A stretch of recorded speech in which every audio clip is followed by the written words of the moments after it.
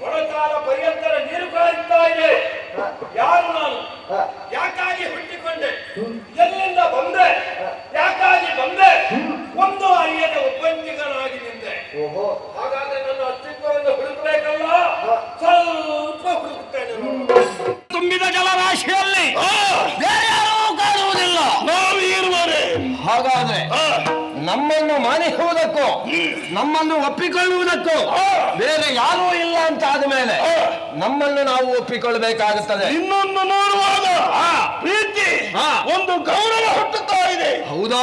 ಆದ್ದರಿಂದ ನಿನ್ನನ್ನು ನಾನು ಅಣ್ಣನೆಂದು ಕರೆಯಲೇ ಆರಾಮವಾಗಿ. ಹೌದಾ? ಆದರೆ ನಿನ್ನನ್ನು ನೋಡುವಾಗ ನನಗೆ ವಾತ್ಸಲ್ಯ ಭಾವ ಹುಟ್ಟುತ್ತಾ ಉಂಟು. ಹೌದೇ? ಹಾಗಾದ್ರೆ ನಿನ್ನನ್ನು ನಾ ತಮ್ಮ ಎನ್ನುವ ಹಾಗೆ ಸಂಬೋಧಿಸಲೇ. ಹಾಗಿದ್ದರೆ ಅಣ್ಣ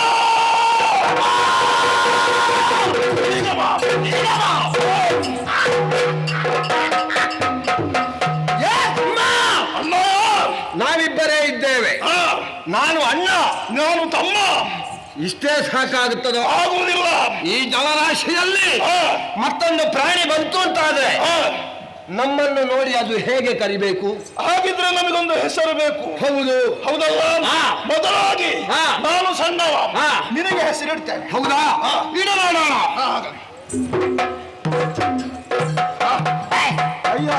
ಕೈ ಹಾಕಲಿಕ್ಕೆ ಆಗುದಿಲ್ಲ. ನಿನ್ನ ಕೈಯೇ ಅಲ್ಲ, ನಿನ್ನ ಶರೀರವನ್ನು ಮಾಡಿದೆ ಮೃದುವಾಗಿದೆ. ಆದ ಕಾರಣದಿಂದ ನಿನ್ನನ್ನು ನಾನು ಮಧು ಎಂದು ಕರೆಯಲೇ. ನಾನು ಮಧು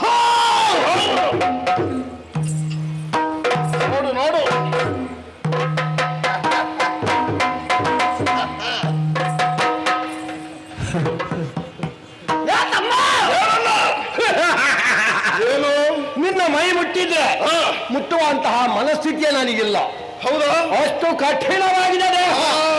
ಕಠಿಣವಾದಂತಹ ದೇಹವನ್ನು ಉಳ್ಳ ಕಾರಣ ನೀನು ಕೈಠವ. ಹಾಗಿದ್ದರೆ ನಾವು ಮಧು ಕೈಠವರು.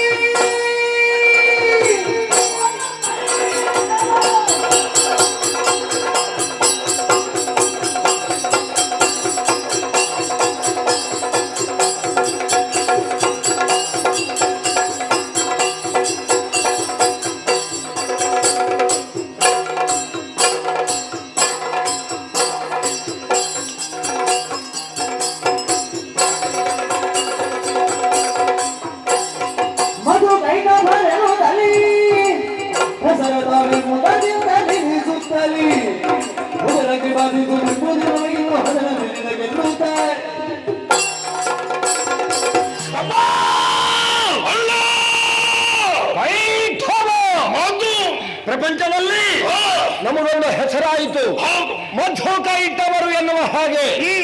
ನಾವು ದೀರ್ಘದೇಹಿಗಳು ಹೆಸರೇನೋ ಇಟ್ಟಿದ್ದೇವೆ, ಆದರೆ ಹೆಸರು ಇಟ್ಟಂತಹ ಈ ವೇಳೆಯಲ್ಲಿ ನನ್ನ ಹೊಟ್ಟೆಯೊಳಗೆ ಕುಳುಕುಳು ಕುಳುಕುಳು ಕುಳುಕುಳು ಎನ್ನುವ ಹಾಗಾಗುತ್ತಾ ಉಂಟು.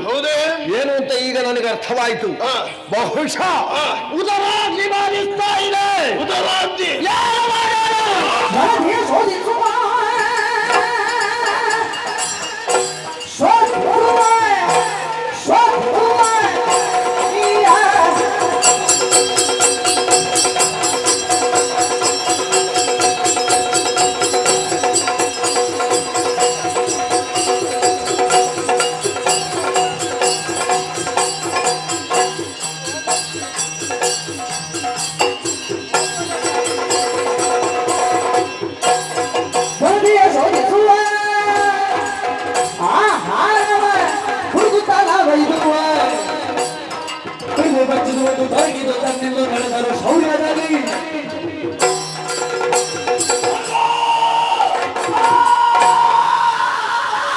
ಒಂದು ಮನುಷ್ಯನಿಗೆ ಬದುಕಬೇಕು ಅಂತಾದ್ರೆ ಹೊಟ್ಟೆಗೆ ಸರಿಯಾದಂತ ಆಹಾರ ಬೇಕು. ಖಂಡಿತ.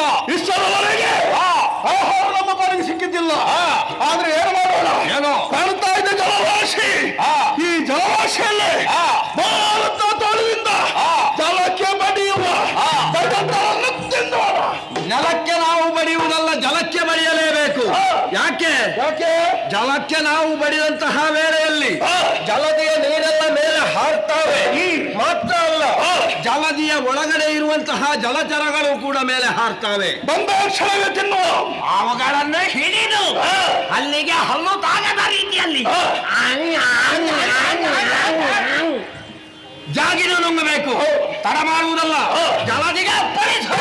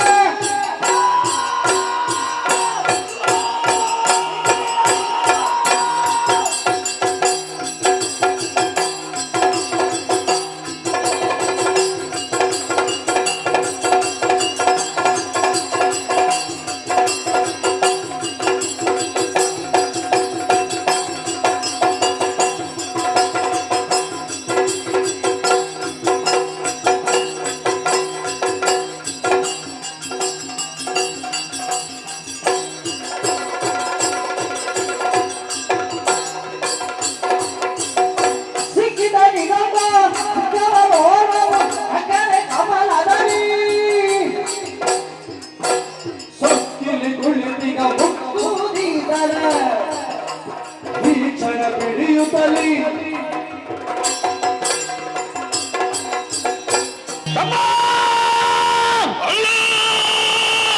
ಸಿಕ್ಕಿದ ಮತ್ತೆ ಪಕ್ಕದ ಕಮಲ್ ಅದಾರಿಯೇ ಜಲದಿಗೆ ಅಪ್ಪಳಿಸ್ತಾ ಮುಂದುವರಿದೆ ಅಂತಾದ್ರೆ ಜಲದಿಯ ಮಧ್ಯಪಥದಲ್ಲಿ ಒಂದು ಕಮಲದ ಮೇಲೆ ಕುಳಿತು ಕಮಲ ಹೌದು ಒಂದು ಜಲಚರ ಇದೆ. ಹೌದಾ? ಹೌದು. ಬೆಳ್ಳಗೆ ಬೆಳ್ಳಗೆ ಬೆಳ್ಳಗೆ ಇದೆ. ನಮ್ಮನ್ನು ನೋಡಿ ಪಿಳಿ ಪಿಳಿ ಪಿಳಿ ಪಿಳಿ ಕಣ್ಣು ಬಿಡ್ತಾ ಇದೆ. ಹೌದೇ? ನಡುಗುತ್ತಾ ಇದೆ. ಅದನ್ನು ತಿಂದವು ಅಂತಾದ್ರೆ ನಮ್ಮ ಉದರಾಗ್ನಿ ಶಮನಗೊಂಡಿತ್ತು. ಎಲ್ಲಿ ಉಂಟು? ನೀನ್ ನೋಡಿದ್ಯಾ? ಇಲ್ವಾ? ಈಗ ಇಲ್ಲಿ ಇದು ಬೆರಳು. ಬೆರಳು ಅಂತ ನನಗೆ ಗೊತ್ತುಂಟು. ಮತ್ತೇನು? ಬೆರಳ ತುದಿಯಲ್ಲಿ ನೋಡು. ಉಗುರು. ಉಗುರು ಉಂಟು ಅಂತ ನನಗೆ ಗೊತ್ತುಂಟು. ಉಗುರ ನೇರಕ್ಕೆ ನೋಡು. ಈಗ ಬಾ ನೋಡು. ಎಲ್ಲಿ ನೋಡು. ಎಲ್ಲಿ ನೋಡು.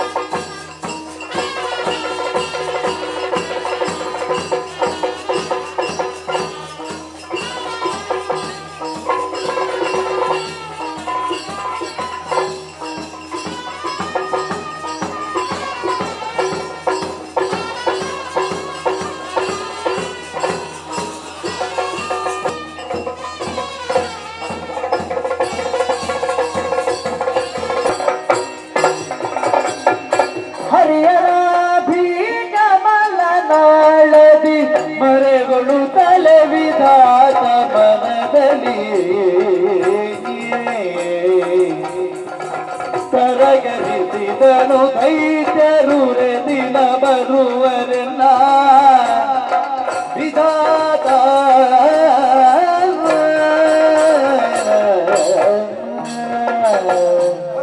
ಸರ್ವೋತ್ತಮನೆಂಬ ಸತ್ಯವನ್ನವನಲ್ಲಿ ಬಿತ್ತರಿಸುವುದಕ್ಕಾಗಿ ಅರಳಿನಂತಹ ತಾವರೆಯಲ್ಲಿ ಪಂಚವದನನಾಗಿ ಕುಳಿತಿದ್ದೆ.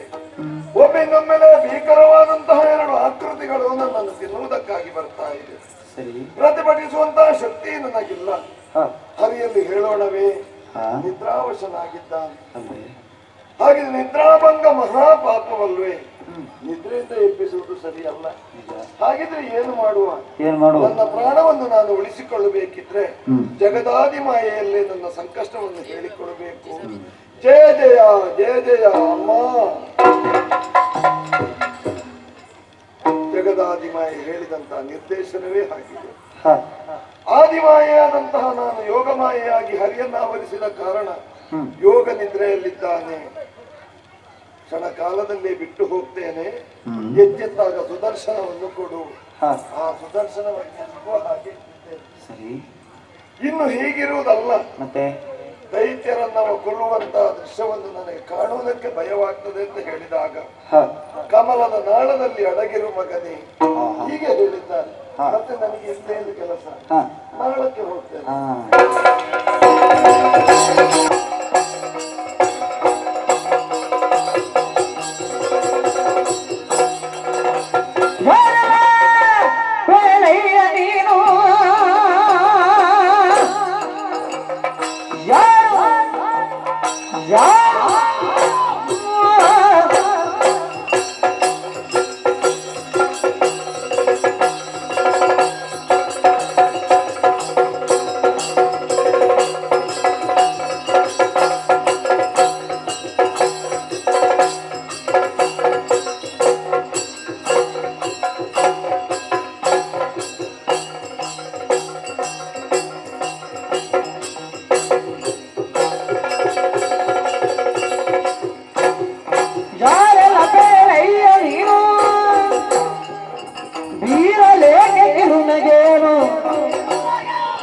ನೀರ ಮೇಲೆ ಕುಳಿತುಕೊಂಡ ಕಾರಣವೇನು? ನೀರ ಮೇಲೆ ಕುಳಿತುಕೊಂಡ ಕಾರಣ ಏನು?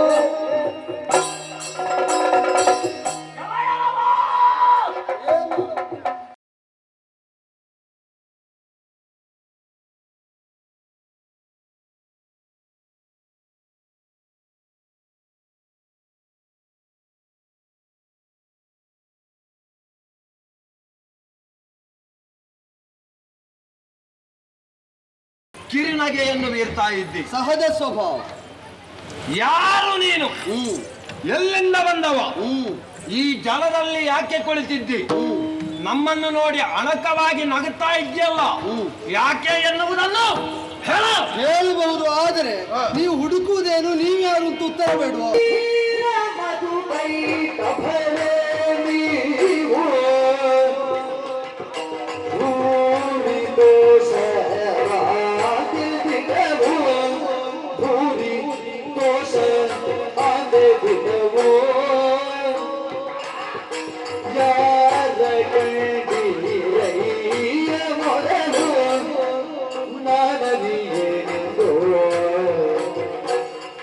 ಮಧುಬೀಟ ಭರೆ ನೀವು ಭೂರಿ ದೋಷವಾಗದಿದವು ಯಾರ ಕಂಡಿಲಯ್ಯ ಮೊದಲು ಮಾದರಿಯಲಿಂಗೋ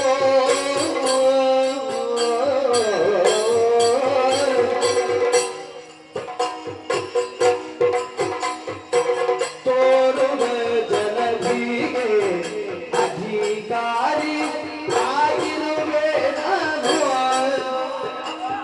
ಬೇರೆ ಕಾರ್ಯನ್ನ ಬರೆದು ಬಾರಿದಿಯಲಿ ಹೀಲ ಮಧು ಕೈಟ ಭರೆ ನೀವು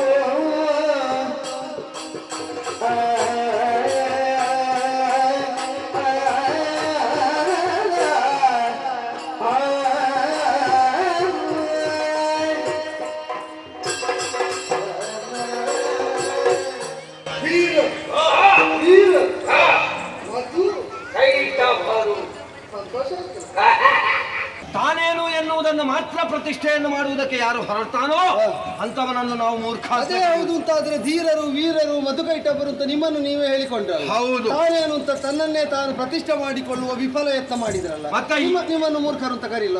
ಹಾಗಲ್ಲ. ಮತ್ತೆ ಈಗ ನೀನೇ ಹೇಳಿದೆಯಲ್ಲ, ಏನು ಅಂತ? ತೋರುವ ಶರದಿಗ ಅಧಿಕಾರಿಯಾಗಿ ನಾನು. ನಾನೇ ಅಧಿಕಾರಿ, ಆದ್ರಿಂದ ಬೇರೊಬ್ಬರನ್ನು ನಾ ಕಂಡದ್ದಿಲ್ಲ. ಆಗುವುದಿಲ್ಲ. ಯಾಕಾಗುವುದಿಲ್ಲ? ಅಧಿಕಾರಿ ಆಗಬೇಕು ಅಂತ ಆದ್ರೆ ನೀನು ನಮಗಿಂತ ಮೊದಲು ಹುಟ್ಟಿರ್ಬೇಕಿತ್ತು. ನೀವು ಬರ್ತಾ ಇರುವಾಗ ನಾನು ಇಲ್ಲೇ ಇದ್ದದಲ್ವ? ನಾನು ನೋಡ್ಲಿಲ್ಲ. ನಾವು ಹುಟ್ಟಿದ ಸಂದರ್ಭದಲ್ಲಿ ನಾವು ನೋಡ್ಲಿಲ್ಲ. ಆಗ ನಾವಿಬ್ಬರೇ ಇದ್ದದ್ದು. ಹುಟ್ಟಿದಾಗಲೇ ಎಲ್ಲವೂ ಗೊತ್ತಾಗುವುದಿಲ್ಲ, ಮತ್ತೆ ಮುಂದುವರಿದಾಗ ಒಂದೊಂದು ಗೊತ್ತಾಗುವುದಕ್ಕೆ ತೊಡಗುವುದು. ಅದು ಬೇಡ ನಮಗೆ. ನಿಮಗೆ ಬೇಡ. ನಾವೇ ಅಧಿಕಾರಿಗಳು ಎನ್ನುವ ಹಾಗೆ ತೀರ್ಮಾನಿಸಿದ ಮೇಲೆ, ನಾವು ಪ್ರತಿಷ್ಠೆ ನಮ್ಮನ್ನು ಮಾಡಿಕೊಂಡ ಮೇಲೆ ಈಗ ನೀನು ಬಂದು ನಾನು ಅಧಿಕಾರಿ ಅಂತ ಹೇಳಿದ್ರೆ ಅದನ್ನು ಒಪ್ಪಿಕೊಳ್ಳುವುದಕ್ಕಾಗುವುದಿಲ್ಲ. ಸ್ವಯಂ ಪ್ರತಿಷ್ಠೆಯನ್ನು ಉದ್ಘೋಷಿಸ್ತಾ ಮುನ್ನಡೆದು ಬಂದವರು ಜಲರಾಶಿಯ ಮಧ್ಯದಲ್ಲಿ ನೀವೇ ಅಧಿಕಾರಿಗಳು ಅಂತ ನಿಮ್ಮನ್ನು ನೀವು ಒಪ್ಪಿಕೊಳ್ಳಬೇಕು ಅಂತ ಆದ್ರೆ ನಿಮಗೊಂದು ಸಮಗ್ರವಾದ ಪ್ರಭುತ್ವ ಬೇಕು. ನೀವೇ ಪರಾವಲಂಬಿಗಳಾಗಿ ಇದ್ದೀರಿ, ಹಾ. ನಿಮಗೆ ಬೇಕಾದದನ್ನು ಹುಡುಕುತ್ತಾ ಇದ್ದೀರಿ. ಹಾ. ಅದು ಎಲ್ಲಿಂಟು, ಹೇಗುಂಟು, ಎಷ್ಟುಂಟು ಯಾವುದು ನಿಮಗೆ ಗೊತ್ತಿಲ್ಲ. ನಿಮಗೆ ಗೊತ್ತುಂಟು, ಹಾ. ನನಗೆ ಶರಣು ಬಂದಿರಿ ಅಂತ ಆದ್ರೆ ಹಾ. ನಿಮ್ಮಿಬ್ಬರನ್ನು ನಾನು ಪೊರೆಯುತ್ತೇನಲ್ಲ. ಹೊರಿಬೇಕು ಅಂತ ಆದ್ರೆ ನಮಗಿಂತ ನೀನು ಏನು ಹೆಚ್ಚು ಅಂತ ಬೇಕಲ್ಲ. ನಾನು ಹೆಚ್ಚಾದ್ದರಿಂದಲೂ ಇಲ್ಲಿ ನಿಮಗಿಂತ ಮೊದಲಿದ್ದೇನಲ್ಲ. ನಿಮ್ಮನ್ನು ನೋಡಿ ನನಗೆ ಹೆದರಿಕೆ ಆಗುವುದಿಲ್ಲ ಎಂಬುದು ಹೆಚ್ಚುಗಾರಿಕೆ. ಆಗುವುದಿಲ್ಲ. ಯಾಕಾಗುವುದು? ಆಕಾರವನ್ನು ಸರಿಯಾಗಿ ನೋಡು. ಆಕಾರದಲ್ಲಿ ನಾವು ನಿನಗಿಂತ ದೀರ್ಘದೇಹಿಗಳು. ದೊಡ್ಡದಿದ್ದದಲ್ಲ, ಉತ್ತಮವಾದದ್ದು ಅಂತಿಲ್ಲ. ಉತ್ತಮವಾದದ್ದೆಲ್ಲ ದೊಡ್ಡದಿರ್ಬೇಕು ಅಂತಿಲ್ಲ. ಈಗ ನನ್ನ ಶರೀರವನ್ನೊಮ್ಮೆ ನೋಡು. ಅದೊಮ್ಮೆ ನೋಡ್ಲಿಕ್ಕೆ ಹೆದರ್ಬೇಕು. ಹೌದೌದೌದು. ಆದರೆ ನೋಟದಿಂದಲೇ ಹೆದರುವ ಜಾಯಮಾನವೇ ನನಗಿಲ್ಲ. ಆದ್ದರಿಂದ ಎಷ್ಟೆಷ್ಟು ದೊಡ್ಡದಿದ್ದರೂ ಕೂಡ ನಮ್ಮ ಕಣ್ಣಿಗೆ ಅದು ಜೀರ್ಣ ಆಗ್ತದೆ. ಹೌದೌದು, ನಿಮಗೆ ತಿಂದೇ ಜೀರ್ಣ ಆಗಬೇಕಷ್ಟೆ. ತಮ್ಮ ಅಣ್ಣ ಬಾ, ಇವನನ್ನು ಮಾತಾಡಿ ಗೆಲ್ಲುವುದಕ್ಕೆ ನಮಗಿಬ್ಬರಿಗೆ ದೇವರಾಣೆಗೂ ಸಾಧ್ಯವಿಲ್ಲ. ದೊಡ್ಡ ಮಾತುಗಾರನ ಅಂತ. ಹೌದು. ಹಾಗಾಗಿ ಇವನಲ್ಲಿ ಏನಾದ್ರೂ ನಾವು ಮಾಡುವುದಿದ್ರೆ ಇವನನ್ನು ಎಳೆದು ಹಾಕಿ ಆಮೇಲೆ ನೋಡುವಲ್ಲ.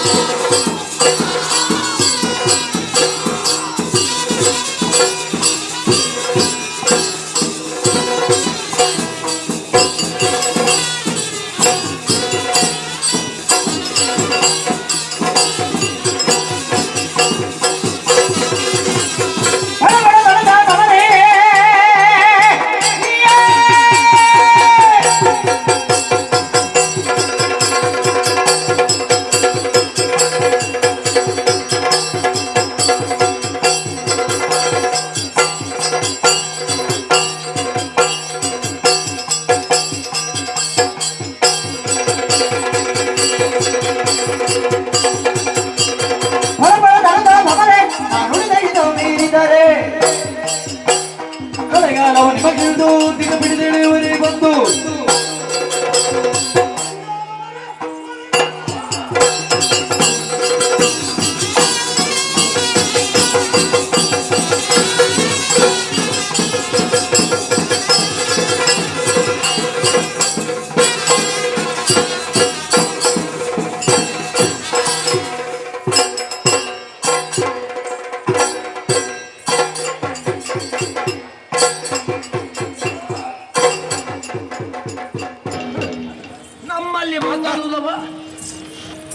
ತಮ್ಮ ಬಿದ್ದಿದ್ದಾನೆ, ಮೆಟ್ಟಿದ್ದೇವೆ. ಹೌದು, ಧರಾಶಾಯಿಯಾಗಿದ್ದಾನೆ. ಈ ಜಲದ ಮೇಲೆ ಬಿದ್ದಿದ್ದಾನೆ. ಬೀಳಿ ಬಿದ್ದವನನ್ನು ಒದಿಯುವುದಕ್ಕಿರುವವರು ನಾವಲ್ಲ. ಹಾಗಂತ ಹಸಿವೆಯಾಗುತ್ತಾ ಉಂಟು. ಹೌದು, ಈಗಲೇ ಈತನನ್ನು ತಿಂದೆವು ಅಂತಾದ್ರೆ ಈ ಹೊತ್ತಿಗೆ ನಮಗೆ ಸಿಟ್ಟಿನಲ್ಲಿ ಹೌದು ಆಯಾಸವಾಗಿದೆ. ಜೀರ್ಣ ಆಗುವುದು ಮಾತ್ರ ಅಲ್ಲ, ಅವನನ್ನು ನುಂಗಿದೆ ಅಂತಾದ್ರೆ ಗಂಟಲಲ್ಲಿ ಸಿಕ್ಕಿಕೊಂಡಿತು. ಹಾಗಾಗಿ ಸ್ವಲ್ಪ ಹೊತ್ತು ಹಾಗೆ ಅಲ್ಲೇ ನೀರಿನ ಮೇಲೆ ಬಿದ್ದುಕೊಳ್ಳುವ. ಅದು ಹಾಗೇ ಇದ್ರೆ ಅಂತಾದ್ರೆ ಸ್ವಲ್ಪ ಕೊಳತು ಹೋಗುತ್ತದೆ, ಒಳ್ಳೆ ವಾಸನೆ ಇರ್ತದೆ. ಅದರ ಮೇಲೆ ಹುಳಗಳೆಲ್ಲ ಬಂದು ಸೇರ್ತಾವೆ. ಆಮೇಲೆ ಅವನ ಮಾಂಸದ ಜೊತೆಯಲ್ಲಿ ಹುಳದ ಮಾಂಸವನ್ನು ಮೆಲ್ಲುವುದಕ್ಕಾಗುತ್ತದೆ. ಆದ್ರಿಂದ ಸ್ವಲ್ಪ ವಿಶ್ರಾಂತಿಯಲ್ಲಿರುವ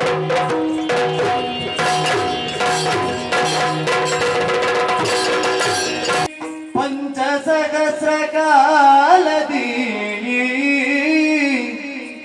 ಸೆಡಸಿ ಪಂಚಸಹಸ್ರ ಕಾಲದಿ ಧನುಜರಲಿ ಜಯಸೇರದಿರುತ್ತಿರೆಯೇ ನಳಿನ ನಾಭನು ಸ್ಮರಿಸೆ ಭಕ್ತಿಯೊಳದಿ ಮಾಯೆಯನು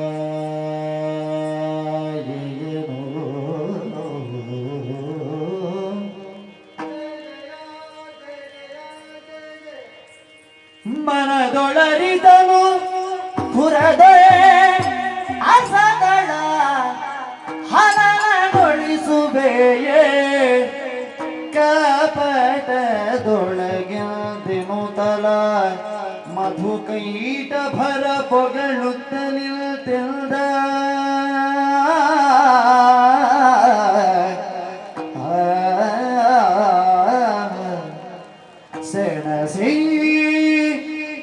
ಪಂಚ ಸಹಸ್ರ ಕಾಲದಿ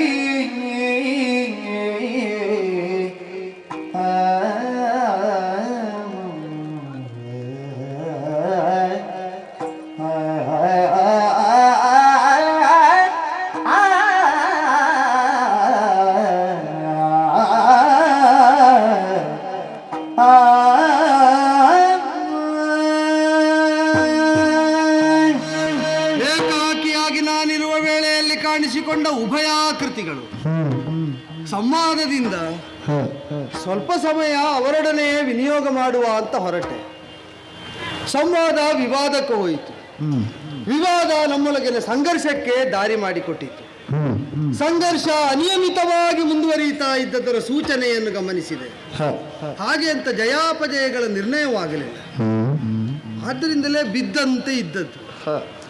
ಅವರಿಗೆ ಬೀಳುವುದು ಹೇಗೆ ಸಾಯುವುದು ಹೇಗೆ ಅಂತ ವ್ಯತ್ಯಾಸವೇ ಗೊತ್ತಿಲ್ಲ. ಬಿದ್ದವನನ್ನು ಸತ್ತ ಅಂತ ತಿಳಿದರೂ ಸತ್ತದ್ದು ಮಿದುವಾಗಲಿ ಎಂಬಂತಹ ಆಶಯದಿಂದ ದೂರ ಸರಿದು ನಿಂತರು. ಆದರೆ ಎಚ್ಚೆತ್ತ ನಾನು ಈ ಸಂದಿಗ್ಧವನ್ನು ಉತ್ತರಿಸುವುದಕ್ಕೆ ಮಾರ್ಗಗಾಣದ ಸ್ಥಿತಿಯಲ್ಲಿ ತೊಳಲಾಡಬೇಕಾಗಿ ಬಂತು. ಎಲ್ಲಿಂದ ಬಂದರು ಅಂತ ಬೇಡುವ.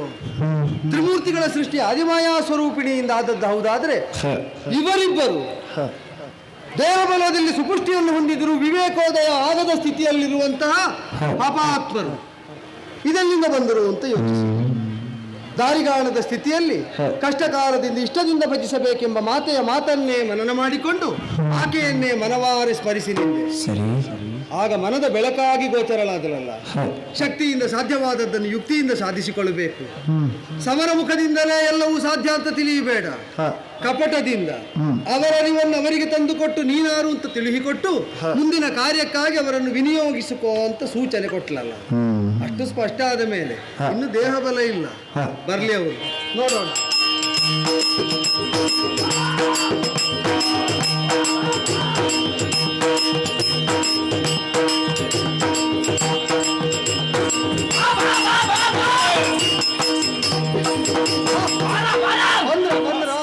ಮೆಚ್ಚಿದೆ ನಿಮ್ಮ ಪೌರುಷಕ್ಕೆ ಬಲು ಹೆಚ್ಚಿನ ಗೋಡ ಸಾಗಸಕ್ಕೆ ಮೆಚ್ಚಿದೆ ಆಶ್ಚರ್ಯವಾದೆ ನಾನು ಚಲಿಸುವುದೇನು ಅಚ್ಚಳಿಯದ ಭಟರ ಹುದು ಸಂಗರದಲ್ಲಿಯೇ ಮೆಚ್ಚಿದೆ ನಿಮ್ಮ ಪೌರುಷಕ್ಕೆ ಬಲು ಹೆಚ್ಚಿನ ತೋಣ ಸಾಗಸಕ್ಕೆ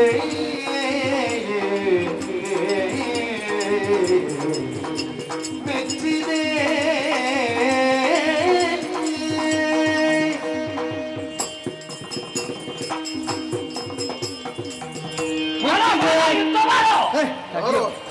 ಎಂತದಕ್ಕೆ ಅಂತ ಮತ್ತೆ ಆಗ ಹೇಳಿದ್ಯಲ್ಲ, ಹೌದು ನಾನು ನಿಮಗಿಂತ ದೊಡ್ಡವ ನಾನು ಅಂತ. ಹೌದು, ಈಗ ಯಾರು ದೊಡ್ಡದು ಯಾರು ಸಣ್ಣದು ಅಂತ ನಿರ್ಣಯ ಆಯ್ತು. ನಿರ್ಣಯ ಆಗದೇ ಇರುವ ಕಾರಣ ಯುದ್ಧದಿಂದಲಾದರೂ ನಿರ್ಣಯ ಆಗಲಿ. ಎಷ್ಟು ಸಮಯದಲ್ಲಿ ನಿರ್ಣಯ ಆಗ್ತದೆ ಅಂತ ನಿನಗೆ ಏನಾದರೂ ಪೂರ್ವ ಸೂಚನೆ ಉಂಟಾ? ನನಗೆ ಗೊತ್ತಿಲ್ಲ. ಮತ್ತೆ ಏನು ಗೊತ್ತಿಲ್ಲ ಅದನ್ನು ಮುಂದುವರಿಸಿ ಪ್ರಯೋಜನ ಎಂತದ್ದು? ಮಾತ್ರ ನಮಗೆ ನಾವು ದೊಡ್ಡವರು ಅಂತ ಆಗ್ಬೇಕಷ್ಟೇ. ಆದ್ರೆ ಮಾಡುವ, ಆದ್ರೆ ಆಗುವುದಿಲ್ವಲ್ಲ. ಆಗಬೇಕಲ್ಲ. ನಿರಂತರವಾಗಿ ನಡೆದ ಕಾದಾಟದಲ್ಲಿ ಆಗಲಿಲ್ವಲ್ಲ.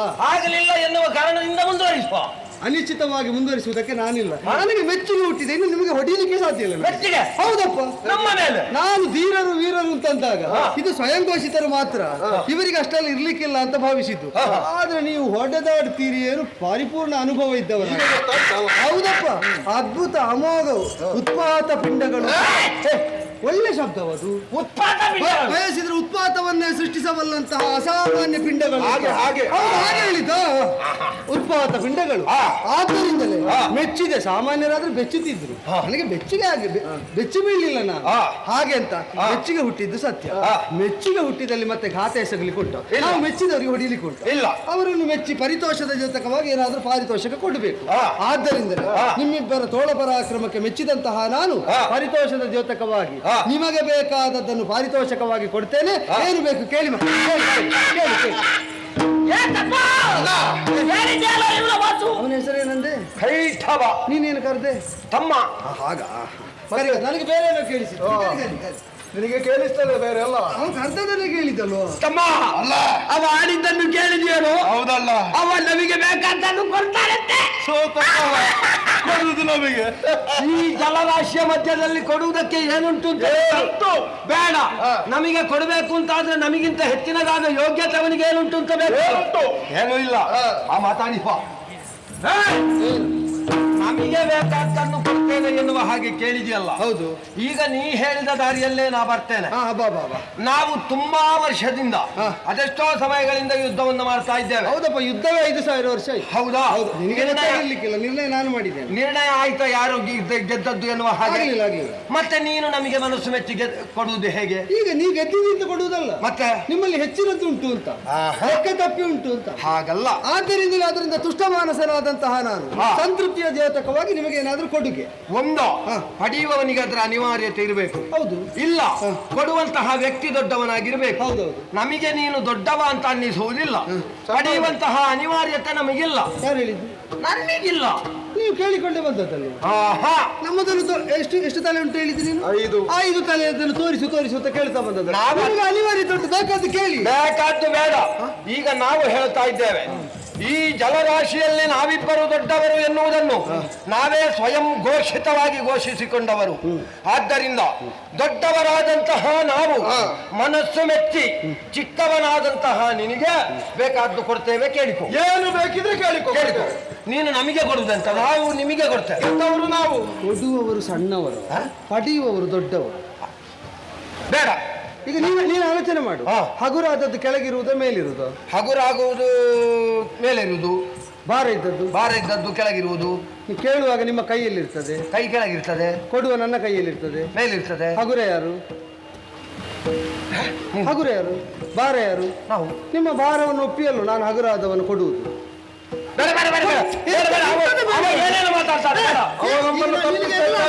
ಮತ್ತೆ ಏನೇನು ಅಂತ ಹೇಳುದು? ಯಾಕೆ ಎಲ್ಲ ಅರ್ಥ ಆಗಿದ್ರೆ ಸರಿ. ನಿಮಗೆಲ್ಲ ಅರ್ಥ ಆಗಿದೆ. ಹಗುರ ಆದದ್ದು ಮೇಲಿರುವುದು, ಭಾರ ಆದದ್ದು ಕೆಳಗಿರುವುದು. ನಿಮ್ಮ ಕೈ ಕೆಳಗಿರ್ತದೆ, ನಿಮ್ಮ ದೊಡ್ಡತನವನ್ನು ಒಪ್ಪಿದ್ದೇನೆ. ನಾ ಸಣ್ಣವ ಅಂತ ಹಗುರದವ ಅಂತ ಒಪ್ಪಿಕೊಡುವುದನ್ನು ಬೇಡ. ಬೇಡ, ನಾವು ಹಗುರದವರಾದ್ರೂ ಅಡ್ಡಿ ಇಲ್ಲ. ನಾವು ಮೇಲಿನಿಂದ ಕೊಡ್ತಾ ಇರ್ತೇವೆ, ನೀನು ಕೆಳಗಿನಿಂದ ಭಾರದ್ದನ್ನು ಹಿಡ್ಕೊ. ಅಂತೂ ಕೊಟ್ಟ ಹಗುರ ಆಗುವುದಕ್ಕೆ ಪಡೆದು ನನ್ನ ಭಾರ ಹೆಚ್ಚಿಸುವುದಕ್ಕೆ ಹೊರಟಿದ್ದೀವಿ. ಆಗಲಿ. ನೀವು ಅಲ್ಲ, ನನಗೆ ವಿಶ್ವಾಸ ಇಲ್ಲ. ನನಗೆ ಕೇಳಬಾರ್ದು ಅಂತಿಲ್ಲ, ನನಗೊಂದು ಅಭ್ಯಾಸ. ಏನು? ಸಿಕ್ಕದಲ್ಲಿ ಕೇಳಿ ಅಭ್ಯಾಸ ಇಲ್ಲ. ಹೌದಾ? ಸಿಕ್ಕದಲ್ಲಿ ಕೇಳುವುದಿಲ್ಲ. ನಾನು ಕೇಳಿದ ಮೇಲೆ ಸಿಕ್ಕಬೇಕು. ನೀನು ಕೇಳಿದ್ದು ಸಿಗುತ್ತದೆ ಎನ್ನುವ ವಿಶ್ವಾಸದಿಂದಲೇ ನಾವು ಕೊಡ್ತೇವೆ ಅಂತ ಹೇಳಿ. ನಿನಗೆ ವಿಶ್ವಾಸ ಉಂಟು, ಪಡೆಯುವ ನನಗಲ್ಲ ವಿಶ್ವಾಸ ಬೇಕು.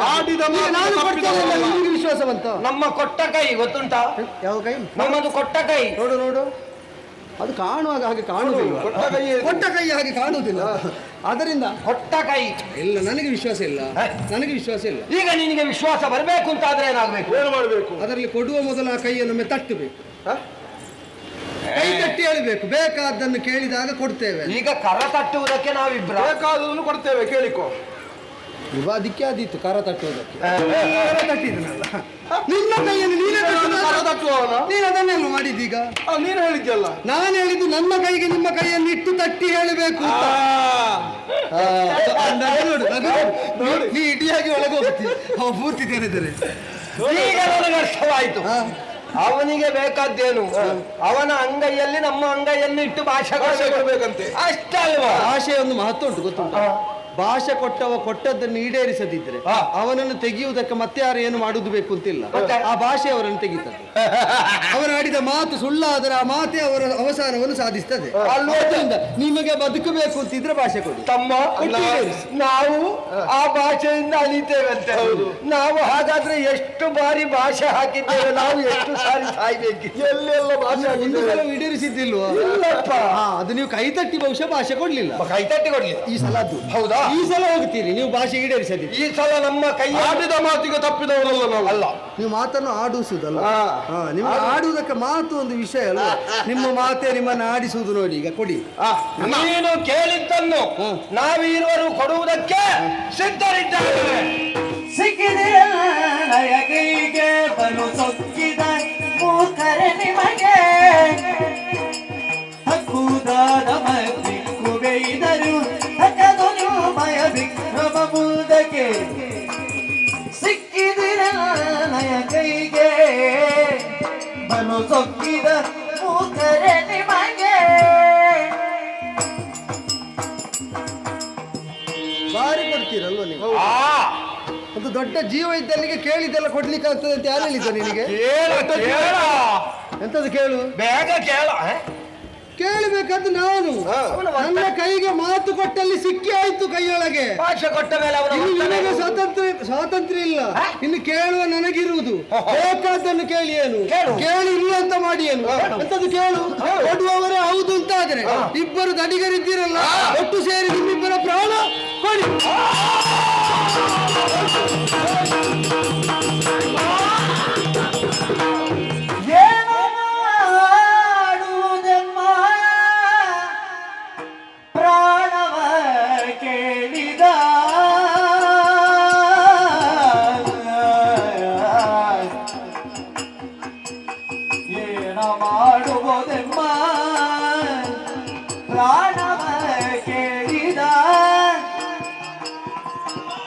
ಜಾಣತನದಲ್ಲಿ ವಂಚಿಸುತ್ತ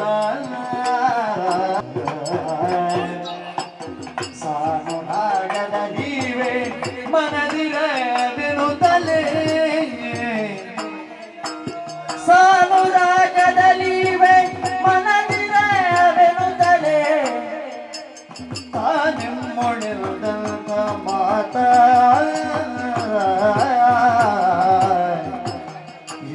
ಮಾಡುವುದೆಮ್ಮ ಪ್ರಾಣವ ಕೇಳಿದ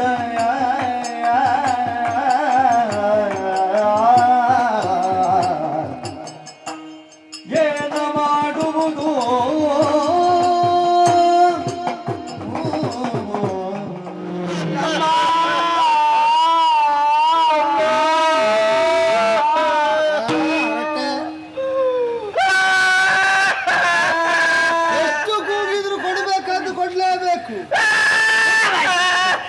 ಅವ ನೀರಿಗೆ ಬಿದ್ದಾಗ ಅವ ಮುಳುಗಿದ ಅಂತ ಭಾವಿಸಿದೆ. ನೀರಲ್ಲಿ ಮುಳುಗುದಿಲ್ಲ ನಾನು, ಅದು ಗೊತ್ತಾಯ್ತು ತೇಲುವಾಗ. ಅಲ್ಲ ತಮ್ಮ, ಏನು ಮಾಡುವಲ್ಲ. ಅವ ಕೇಳಿದಂತಹ ಮಾತನ್ನು ಕೇಳಿದೆಯೇನೋ? ಹೌದು, ಜಾಣತನದಲ್ಲಿ ನಮ್ಮನ್ನು ವಂಚಿಸಿ ನಮ್ಮ ಪ್ರಾಣವನ್ನೇ ಕೇಳಿದವೇನೋ. ಯಾರನ್ನು ಯಾರು ವಂಚಿಸಬಹುದು? ಹೇ ತಮ್ಮ, ಅಲ್ಲ ನನಗಿನ್ನೂ ಸ್ವಲ್ಪ ಸಮಯ ಬದುಕಬೇಕು ಅಂತ ಆಸೆ ಉಂಟು. ಮನೆ ಇಲ್ಲ. ಆದ್ರೆ ನೀನೊಂದು ನನಗೆ ಉಪಕಾರವನ್ನು ಮಾಡ್ತೀಯಾ? ಏನಲ್ಲ? ನೀನು ತನ್ನ ತಮ್ಮನಲ್ವೇ? ತಮ್ಮ ಅಂತ ಹೇಳಿದ್ರೆ ಮಗನಿಗೆ ಸವಾಲ. ತಂದೆಯ ಆಸೆಯನ್ನು ಈಡೇರಿಸಬೇಕಾದ್ದು ಮಗನಾದವನ ಕರ್ತವ್ಯ ಅಲ್ವೇ? ನನ್ನ ಬದಲಿಗೆ ನೀನು ಸಹಾಯ. ಅಲ್ಲ, ಪ್ರಾಯದಲ್ಲಿ ನಾನು ಸಣ್ಣವ, ಹೌದು. ನೀನು ದೊಡ್ಡವ, ಹೌದು. ಈಗ ಸಣ್ಣವರನ್ನೆಲ್ಲ ಕಾಪಾಡಬೇಕಾದದ್ದು. ಆದ ಕಾರಣದಿಂದ ನೀನು ಸಾಯಲ್ಲ. ನಿಮ್ಮಿಬ್ಬರಲ್ಲಿ ದೊಡ್ಡದು ಸಣ್ಣದಿಲ್ಲ, ಎರಡು ಉತ್ಪಾತ ಪಿಂಡಗಳು, ಎರಡು ಬೇಕು ನಮಗೆ. ಒಂದೊಂದು ಬೇಡ. ಓನಲ್ಲವ ಏನೆಲ್ಲ ಹೇಳ್ತಾರೆ ನಮ್ಮನ್ನು ಕೊಲ್ಲದೆ ಅವ ಸುಮ್ಮನೆ ಇರುವುದಿಲ್ಲಪ್ಪ.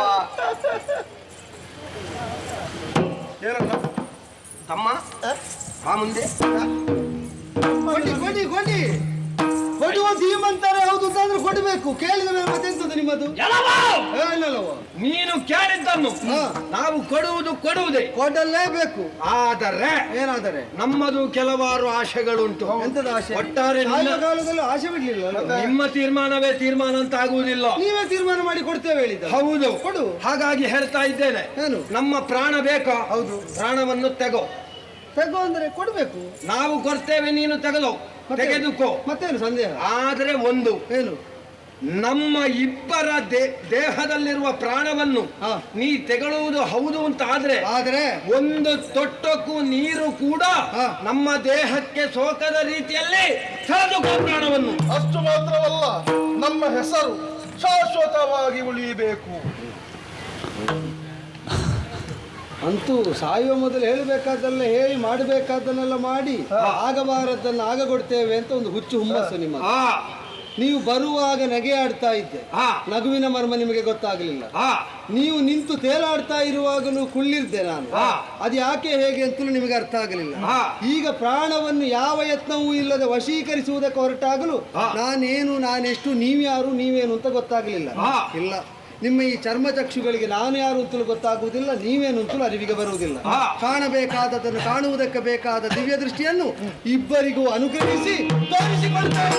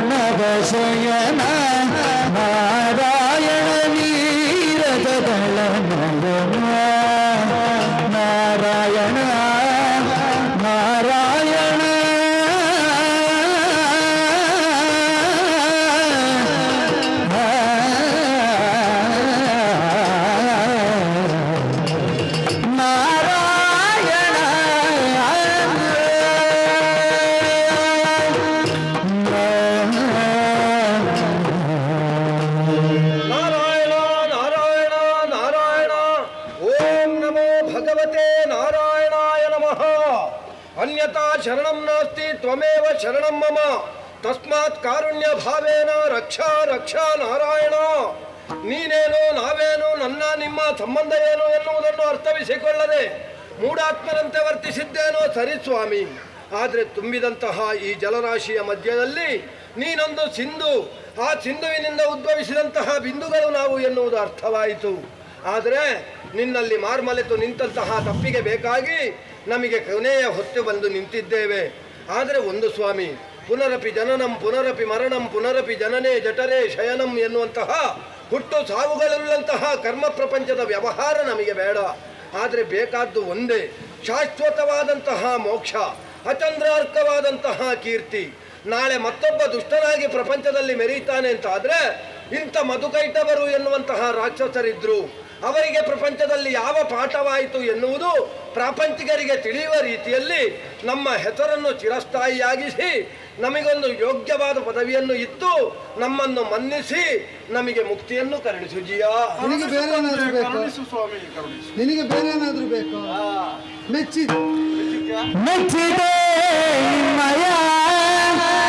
ಭಕ್ತಿ ಭಾವಕ್ಕೆ ನಾನು ಹೆಚ್ಚು ಮಾತುಗಳು ಉಚ್ಚರಿಸಲು ಮನದಿಚ್ಛೆಯೇನೆಂಬುದ ನಿಶ್ಚಯವಾಗಿ ಕೊಡುವೆನು. ಮೆಚ್ಚಿದೆ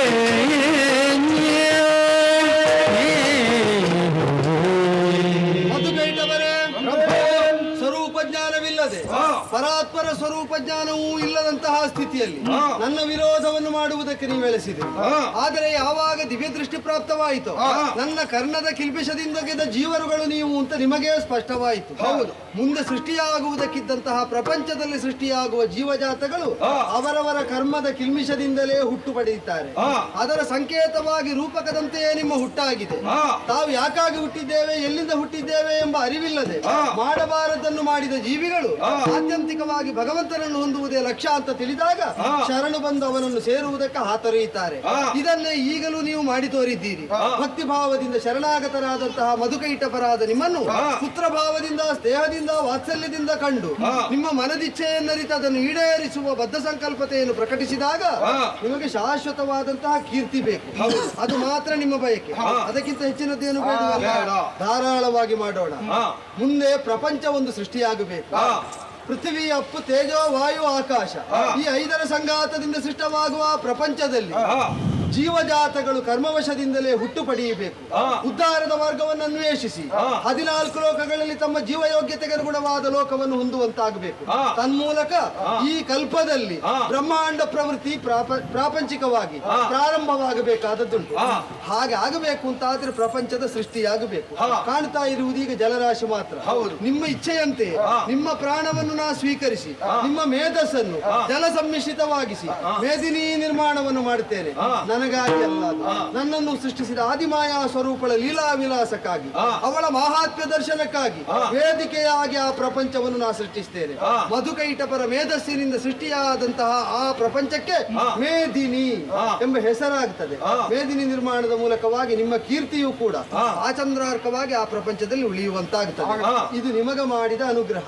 ಹಾಗೆ ಅಂತ ನೀವೊಂದು ಅಪೇಕ್ಷೆಯನ್ನು ಅರಿಯದ ಸ್ಥಿತಿಯಲ್ಲಿ ಕೇಳಿಕೊಂಡಿದ್ದೀರಿ. ಪ್ರಾಣ ಸ್ವೀಕರಿಸುವಾಗ ಜಲಸೋಕದ ವಿಧಾನದಲ್ಲಿ ಸ್ವೀಕರಿಸಬೇಕು.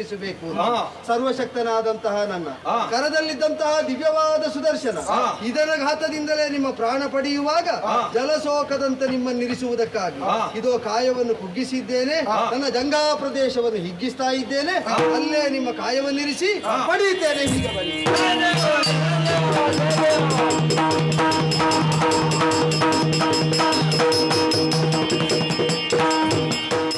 ನಮ್ಮ ಚಾನಲ್ನಲ್ಲಿ ಬರುವ ವಿಡಿಯೋಸ್ ನಿಮಗೆ ಇಷ್ಟ ಆಗಿದ್ರೆ ಲೈಕ್ ಮಾಡಿ, ಶೇರ್ ಮಾಡಿ, ನಮ್ಮ ಚಾನಲನ್ನು ಸಬ್ಸ್ಕ್ರೈಬ್ ಮಾಡಿ ನಮ್ಮನ್ನು ಬೆಂಬಲಿಸಿ.